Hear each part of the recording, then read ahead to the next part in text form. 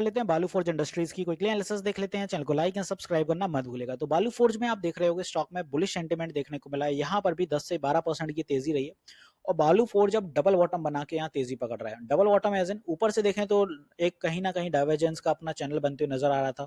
ये कुछ हाई थे उस टाइम पे बालू फोर्ज के 800-900 के आसपास और यहाँ से फिर धीरे धीरे कुछ लोअर लोज लगने शुरू हुए थे। यहीं से फिर अपना एक करेक्शन भी बिल्ट हुआ। करेक्शन में ओवरऑल जो अपना ट्रेंड यहाँ पे रहा है एक अच्छा रहा है डाउनवर्ड ट्रेंड में स्टॉक, क्योंकि जो गिरा था दिसंबर से गया और करेक्शन भी जल्दी से स्टॉक ने 50% दिखा दिया। जितनी जल्दी करेक्शन आता है भाई संभावना भी उतनी जल्दी बनती है कि अपसाइड में तेजी बनी रहेगी। तो ऊपर की दिशा में जो भी अब अपनी तेजी यहाँ पे रहने वाली है वो कुछ ऐसी रहने वाली है कि बालू फोर्ज यहाँ पे जो मोमेंटम पकड़ेगा वो है इधर ब्रेकआउट के करीब, मतलब 544 545 का जोन ब्रेकआउट आता है।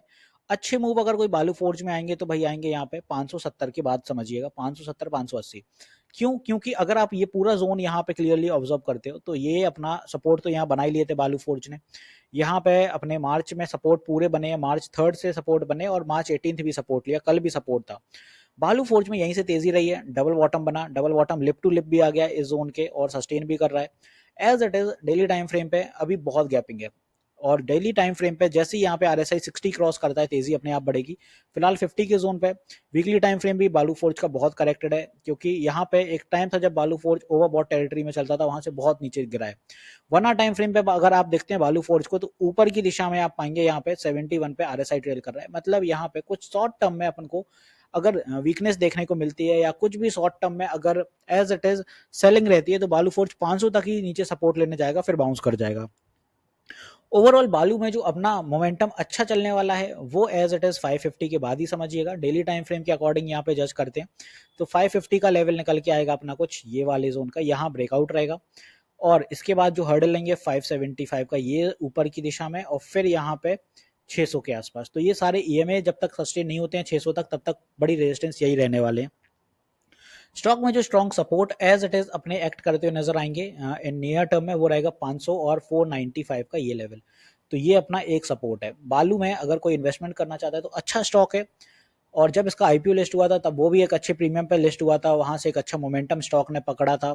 और जो लिस्टिंग हुई थी लिस्टिंग के बाद भी आप देखें लिस्टिंग इसकी कुछ यहाँ रही थी मई में और यहाँ पे 300-400 के रुपए के बाद स्टॉक ये का बराबर अपर सर्किट में भी चला कुछ टाइम और यहाँ पे 800-900 के टारगेट दिखाए थे। तो अपने जो लिस्टिंग प्राइस है उससे भी यहाँ पे 100% रिटर्न दिया था बालू ने और बालू इस हिसाब से आप देखें तो तेजी बराबर पकड़ते हुए नजर आ रहा है। बालू में जो सबसे इंपॉर्टेंट चीज हैगी वो यहाँ पे कि इसके रिजल्ट भी हैं वो भी अच्छे हैं। मार्केट कैप 5630 सीआर का है। क्वार्टरली रिजल्ट देखें तो एक टाइम 8 सीआर का होता था 2021 में, जो 2024 तक बढ़ के 59 सीआर हो गया। तो यहाँ पे सेल्स और साथ ही साथ नेट प्रॉफिट राइज कर रहा है ईयर ऑन ईयर। इसके बाद इन्वेस्टर्स में देखो तो एफआई के स्टेक यहाँ पे अच्छे हैं, 6.93% के स्टेक आते हैं एफआई के। हालांकि रिसेंट के क्वार्टर से कम हुए हैं बट एज इट इज बेहतर है 7%। एफआई में जो स्टेक आते हैं वो Tano Investment, 16th Street, Asian Gems, Caterfield Global, Ecotech, General, ये सारे बड़े नाम आते हैं। इसके बाद डीआई के स्टेक हैं 0.97, बहुत ज्यादा तो नहीं है बट यहाँ पे सेज वन के स्टेक हैंगे और साथ ही साथ यहाँ देखें तो गवर्नमेंट के स्टेक भी इस बार बढ़ाए गए। 4% के आसपास यहाँ पे गवर्नमेंट के स्टेक हैं जिसमें एनफोर्समेंट डायरेक्टरेट रायपुर ये यहाँ पे स्टेक देखने को मिल रहे हैं। तो आई होप बालू में आपको एक आइडिया तो लग गया होगा कि कितना ज्यादा यहाँ पे इन्वेस्टर्स का जो अट्रैक्शन है वो देखने को मिल रहा है।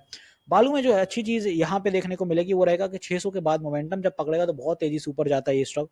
जितनी तेजी से इसमें करेक्शन आया है यहाँ पे करेक्शन में भी क्योंकि ज्यादा टाइम लिया नहीं इसने, 2.5 महीने में करेक्शन दिखाया, तो बड़ी संभावना है कि जब ये मोमेंटम पकड़ेगा तो 600 के बाद 800 900 1000 बहुत जल्दी जाएगा। तो कुछ इस तरह से टाइम कर सकते हैं आप बालू।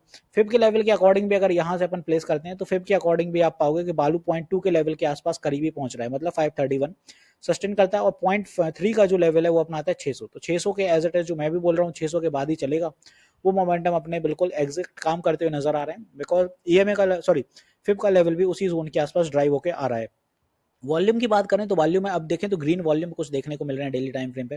रेडनेस धीरे धीरे अब कम होने लगी है और यहाँ पे अगर 2-3 ग्रीन वॉल्यूम अगर अच्छे बन जाते हैं 550 निकल जाता है तो ऑब्वियसली तेजी पकड़ जाएगा।